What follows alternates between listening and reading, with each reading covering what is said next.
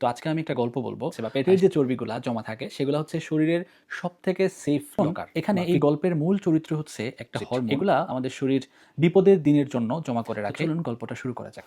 আসসালামু আলাইকুম। গতদিনের ওজন কমানোর পোস্টের পরে অনেকেই কমেন্ট করেছেন যে আমি তো খাবার-দাবার অনেক কমায় দিয়েছি। একবেলা খাই, ভাজা-পোড়া একদম খাচ্ছি না। কিন্তু তাও আমার ওজন কমছে না। আবার অনেকে বলছেন যে ওজন ঠিক আছে, কিন্তু পেটের ভুঁড়ি তো কমছে না। তো এই যে পুরো ব্যাপারটা, আমাদের ওজন আসলে কিভাবে কমে? আমার মনে হয়েছে সেটা আপনাদেরকে আগে জানানো উচিত। তো আজকে আমি একটা গল্প বলব। সেই গল্পের মাধ্যমে আশা করি আমি বোঝানোর চেষ্টা করব যে আসলে আ আমাদের পুরো শরীরে এই ওজন ব্যাপারটা কিভাবে কাজ করে এবং ওজন কমানোর মেকানিজমটা আসলে কী? তো চলুন গল্পটা শুরু করা যাক। গল্পের শুরুতে আমরা আমাদের শরীরটাকে একটা স্মার্ট সিস্টেম হিসেবে কল্পনা করি। এই শরীরে ২ ধরনের শক্তি জমা থাকতে পারে। আমাদের শরীরে ২ টা পকেট বা ২ টা আ লকার আছে চিন্তা করেন।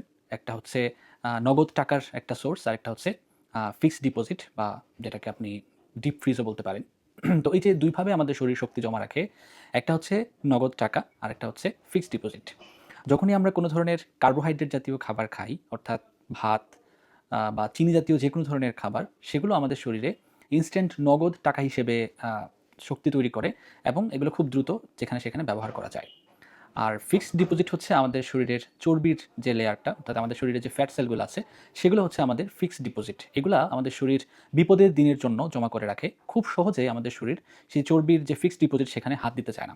আমরা যেমন নগদ টাকা থেকে খরচ করি, খুব বেশি বিপদে না পড়লে কিন্তু আমরা ফিক্সড ডিপোজিট বা আমাদের ব্যাংকে যে জমা রাখা টাকাটা আছে, ডিপিএস বলেন বা অন্য যে কোনো ধরনের ডিপোজিট, সেগুলো কিন্তু আমরা সহজেই ভাঙি না। ঠিক তেমনি আমাদের শরীরে আ ফিক্সড ডিপোজিট হচ্ছে চর্বি। এখন এখানে এই গল্পের মূল চরিত্র হচ্ছে একটা হরমোন যার নাম হচ্ছে ইনসুলিন। এই ইনসুলিন হরমোনের কাজ হচ্ছে আমরা যখন যেকোনো ধরনের শর্করা জাতীয় খাবার, কার্বোহাইড্রেট যেটা আগে বলছিলাম যে ভাত বা হচ্ছে চিনি জাতীয় যেকোনো ধরনের খাবার খাই, তখনই এই সেভিংস অফিসার ইনসুলিন অ্যাক্টিভেট হয়ে যায়। এবং তার কাজ হচ্ছে এই নগদ টাকা যেটা আসলো, অর্থাৎ শর্করা জাতীয় খাবার আমরা খাওয়ার মাধ্যমে নগদ টাকা যে গ্লুকোজ তৈরি হলো, সেই গ্লুকোজটাকে আমাদের দেহের যেখানে, যেখানে প্রয়োজন সেখানে পৌঁছে দেওয়া এবং অতিরিক্ত যেই নগদ টাকাটা রয়ে গেল সেটাকে ওই ফিক্সড ডিপোজিটে জমা রাখা। অর্থাৎ আমরা যে শর্করা জাতীয় খাবার খেলাম সেটা গ্লুকোজ হয়ে শক্তি তৈরি করলো, অর্থাৎ নগদ টাকা তৈরি হলো। তারপরে এই নগদ টাকাটা যেখানে যতটুকু প্রয়োজন খরচ হলো, আর বাকি টাকাটা কিন্তু গ্লুকোজ থেকে চর্বি হয়ে ফিক্সড ডিপোজিট হয়ে গেল আমাদের দেহে। এখন কথা হচ্ছে যে আমাদের দেহের এই যে ফিক্সড ডিপোজিট বা চর্বিটা আছে এটা কিন্তু দেহের বিভিন্ন জায়গায় জমা আছে। তো এটা পেটে হতে পারে বা আমাদের হাতে, পায়ে, বডির যেকোনো জায়গাতে মানে অনেকগুলো জায়গাতেই এই ফিক্সড ডিপোজিটটা হয়ে আছে, চর্বি জমে আছে।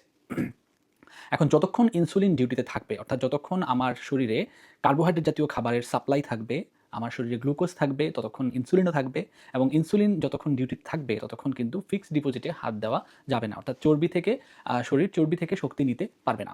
ইনসুলিন হচ্ছে এটাতে বাধা দিবে। ইনসুলিন বলবে যে নগদ টাকা খরচ করো, অর্থাৎ সুগার অর্থাৎ গ্লুকোজ খরচ করো। এখন তাহলে আমরা যদি আমাদের দেহের চর্বি কমাতে চাই, অর্থাৎ ফিক্সড ডিপোজিট কমাতে চাই, তাহলে আমাদেরকে এমন একটা স্টেটে যাইতে হবে যখন বডির কাছে কোনো নগদ টাকা অর্থাৎ গ্লুকোজ থাকবে না এবং ইনসুলিনও তখন আর ফিক্সড ডিপোজিট ভাঙতে বাধা দিতে পারবে না। কারণ ওই যে যতক্ষণ শরীরে গ্লুকোজ থাকবে, রক্তে গ্লুকোজ থাকবে, আপনি যতক্ষণ কার্বোহাইড্রেট খেতে থাকবেন ততক্ষণ কিন্তু ইনসুলিন ডিউটিতে থাকবে। আর ইনসুলিন ডিউটিতে থাকলে ফিক্সড ডিপোজিটে হাত দেওয়া যাবে না। তাহলে যদি আমি আমার শরীরে এমন একটা অবস্থা তৈরি করতে পারি যে যখন তার কাছে আর নগদ টাকা অর্থাৎ গ্লুকোজ খরচ করার মতো অতিরিক্ত গ্লুকোজ থাকবে না বা তার স্টোরেজ শেষ হয়ে যাবে, তখনই কিন্তু ইনসুলিন আর বাধা দিতে পারবে না এবং আমার শরীর বা আমার দেহ তখন হচ্ছে ফিক্সড ডিপোজিট চর্বি থেকে শক্তি খরচ করা শুরু করবে। তো এরকম সিচুয়েশন কখন তৈরি হতে পারে? যখন আমি দীর্ঘক্ষণ রোজা রাখছি বা যখন আমি দীর্ঘক্ষণ না খেয়ে আছি।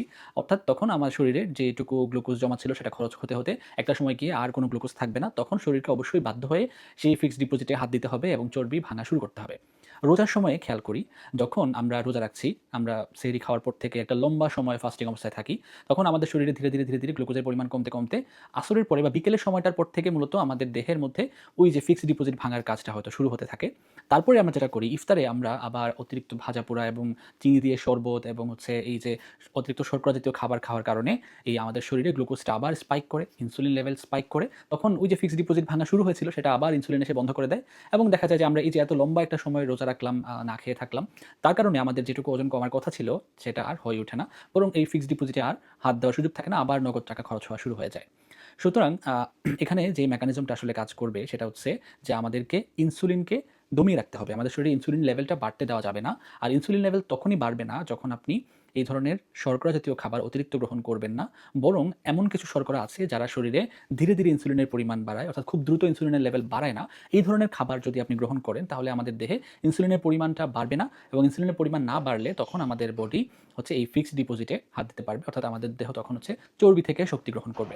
তবে এখানে আরেকটা ব্যাপার আছে, অনেক সময় আমাদের বডি কী করে চর্বি থেকে শক্তি গ্রহণ করার পরিবর্তে অনেক সময় যদি আমরা দীর্ঘক্ষণ না খেয়ে থাকি তখন মাসল থেকেও শক্তি গ্রহণ করা, অর্থাৎ মাংস থেকেও শক্তি গ্রহণ করা শুরু করতে পারে। তখন কিন্তু আমাদের প্রোটিন লস হবে, অর্থাৎ আমাদের দেহের যে প্রয়োজনীয় মাংসপেশি সেগুলোর কিন্তু ক্ষয় হবে। সুতরাং সেটা যাতে না হয় সেজন্য আমাদের যে খাবারের কথা বললাম যে আমরা এমন ধরনের কার্বোহাইড্রেট বা শর্করা গ্রহণ করব যেগুলা আমাদের ইনসুলিন লেভেলকে খুব দ্রুত বাড়িয়ে ফেলবে না। এর পাশাপাশি আমাদেরকে অবশ্যই প্রোটিন গ্রহণ করতে হবে, ফাইবার গ্রহণ করতে হবে, যাতে করে একটা ব্যালেন্সড অবস্থা বজায় থাকে, ইনসুলিন লেভেল খুব না বাড়ে, শরীরের প্রোটিনেরও লস না হয়, এবং দেহ যাতে ওই যে ফিক্সড ডিপোজিট অর্থাৎ চর্বি থেকে শক্তি সংগ্রহ করতে পারে। এরপরে যেটা গুরুত্বপূর্ণ কথা সেটা হচ্ছে দেখা যায় যে এরকম যদি কেউ মেনটেন করতে পারেন তাহলে প্রথম দিকে তার মোটামুটি ভালোই ওজন কমে, কিন্তু তারপরে দেখা যায় আর ওজন কমতে চায় না। এর কারণ হচ্ছে আপনি যখন ইন্টারমিটেন্ট ফাস্টিং করছেন, শরীরকে কম খাবার দিচ্ছেন, তখন আমাদের বডিতে অটোমেটিক একটা মেটাবলিক অ্যাডাপ্টেশন, অর্থাৎ আমার বডি তখন মনে করে যে বাইরে হয়তো দুর্ভিক্ষ চলতেছে, আমাকে খাবার দেওয়া হচ্ছে না, সুতরাং আমাকে এখন একটু মেটাবলিজম কমাই দিতে হবে, আমার শক্তি খরচ করে কমাই দিতে হবে। এই জন্য আমার বডি একটা ফাইটিং স্টেটে চলে যায়, যার কারণে দেখা যায় যে ওজন কমতে অনেক সময় লাগে। এজন্য এই যে ওজন কমানোর জার্নিটা, এটা আসলে দীর্ঘদিনের একটা জার্নি। আপনি ১ সপ্তাহ বা ১ মাস ডায়েট করেও আসলে খুব বেশি ফলাফল পাওয়ার সম্ভাবনা কম। আপনাকে মোটামুটি লম্বা একটা সময় লেগে থাকতে হবে এবং হচ্ছে প্রপার ওয়েতে এই ব্যাপারটা মেইনটেইন করতে হবে। তবে এরপরে আরো যেটা কোয়েশ্চেন অ্যারাইজ করে যে ভাই আমি এতদিন ধরে ডায়েট করছি বা চেষ্টা করছি কিন্তু আমার পেটের ভুঁড়ি তো কমছে না। তো এখানে যে কথাটা হচ্ছে যে আমাদের পেটের ভুঁড়ি হচ্ছে বা পেটের যে চর্বিগুলা জমা থাকে সেগুলো হচ্ছে শরীরের সবথেকে সেফ লকার বা ফিক্সড ডিপোজিট। মানে এগুলো হচ্ছে একদম লাস্ট স্টেজে ব্যবহার করার জন্য আমাদের শরীর জমা করে রাখে। তো প্রথমে যখন শরীরে ডেফিসিট শুরু হয়, শরীরে শক্তির প্রয়োজন হয়, তখন দেখা যায় যে বডি, আমাদের দেহ বিভিন্ন জায়গা থেকে চর্বি নিয়ে শক্তি ব্যবহার করা শুরু করে। সেটা হাত থেকে, পা থেকে বা ঘাড় থেকে, বিভিন্ন জায়গা থেকে সে চর্বিগুলা আপনার কমানো শুরু করে। কিন্তু পেটের যে চর্বিগুলা সেগুলোতে সে সবার শেষে হাত দেয়। অর্থাৎ এটা আসলে আপনি ঠিক করতে পারবেন না যে পেটের চর্বি কমবে নাকি হচ্ছে শরীরের অন্য অংশ থেকে চর্বি কমবে। এটা বডি নিজের মতো করেই অ্যাডপ্ট করে নেয়। তবে আপনি যদি দীর্ঘদিন কন্টিনিউ করেন, লেগে থাকেন, তাহলে অবশ্যই এটা কমতে বাধ্য। তো এটাই হচ্ছে মূলত স্ট্র্যাটেজি, যে মূল জিনিসটা যে কিভাবে আসলে আমাদের দেহে ওজন কমানোর মেকানিজম কাজ করে। সো আমি কিছু টার্মিনোলজি ধরিয়ে দিতে চাই। যেমন আমরা যে ধরনের শর্করা খেলে আ ইনসুলিন লেভেল খুব দ্রুত বেড়ে যায় না, সেগুলোকে বলা হয় লো গ্লাইসেমিক ইনডেক্স খাবার। এই ধরনের খাবারের মধ্যে আমাদের যে লাল আটার রুটি বা লাল চালের ভাত, কমপ্লেক্স কার্বোহাইড্রেট যেগুলো, তারপর হচ্ছে আমাদের দেখে যে ওটস আছে, আপেল, তারপর হচ্ছে খেজুর, এই খাবারগুলো হচ্ছে লো গ্লাইসেমিক ইনডেক্সের খাবার। আপনারা আরও সার্চ করলে আরও অনেক ধরনের খাবার পাবেন যেগুলোতে ইনসুলিন লেভেলটা খুব দ্রুত বাড়ে না। তো আমরা যদি সেহরিতে বা ইফতারে এই ধরনের খাবার খাই তাহলে এগুলা দীর্ঘ সময় আমাদেরকে একটা গ্লুকোজের সাস্টেইনড একটা সাপ্লাই দিবে, ইনসুলিন লেভেল খুব দ্রুত বাড়াবে না, এবং একই সাথে আমাদের ওজন কমানোর জার্নিটা আরও সহজ করবে। এর পাশাপাশি যেটা বললাম যে আমাদেরকে অবশ্যই বেশি পরিমাণে প্রোটিন গ্রহণ করতে হবে, মাছ, মাংস, ডিম, দুধ এই খাবারগুলো খেতে হবে, ফাইবার সমৃদ্ধ খাবার খেতে হবে, শাকসবজি বেশি করে খেতে হবে। এর পাশাপাশি হচ্ছে পানি, হাইড্রেশন খুবই ইম্পর্টেন্ট ওজন কমানোর জার্নিতে, বিশেষ করে রোজার মাসে যারা ওজন কমানোর জার্নিতে আছেন, হাইড্রেশন মেনটেন করা খুব ইম্পর্টেন্ট। অবশ্যই ইফতার থেকে সেহরি পর্যন্ত যে সময়টা, এই সময়ে প্রতি ১ ঘন্টা বা ২ ঘন্টা পর ১ গ্লাস করে পানি খাওয়া উচিত, এবং পুরো সময়টাতে কমপক্ষে ৪ থেকে ৫ লিটার পানি যদি পান করা যায় সেটা শরীরের জন্য খুবই উপকারী হবে। তো আশা করি সহজভাবে তুলে ধরতে পেরেছি। যদি সবাই বুঝে থাকেন তো ভালো। কারো যদি কোনো কনফিউশন থাকে কমেন্টে জানাতে পারেন। চেষ্টা করব এক্সপ্লেইন করার। সবাই ভালো থাকবেন। আর নেক্সট ডে আমি হচ্ছে আরও একটু স্পেসিফিক ভাবে সেহরি ও ইফতারের জন্য ডায়েটের যে চার্ট কেমন হওয়া উচিত সেটাও শেয়ার করব ইনশাআল্লাহ। সবাই ভালো থাকবেন। আসসালামু আলাইকুম।